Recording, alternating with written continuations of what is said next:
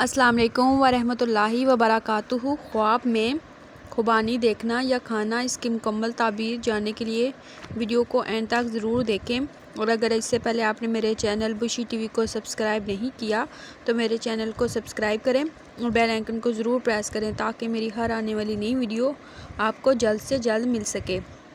خواب میں زرد آلود یعنی خوبانی موسم میں دیکھے اور وہ شیریں ہیں تو جس قدر خوبانی کھائے گا اسی شمار پر اسے دینار ملیں گے یا پیسے ملیں گے۔ خواب میں خوبانی ترش کھانا بیماری اور غم کی دلیل ہے۔ خوبانی کا چھلکا دیکھنا کنیز یا مال پانے کی دلیل ہے۔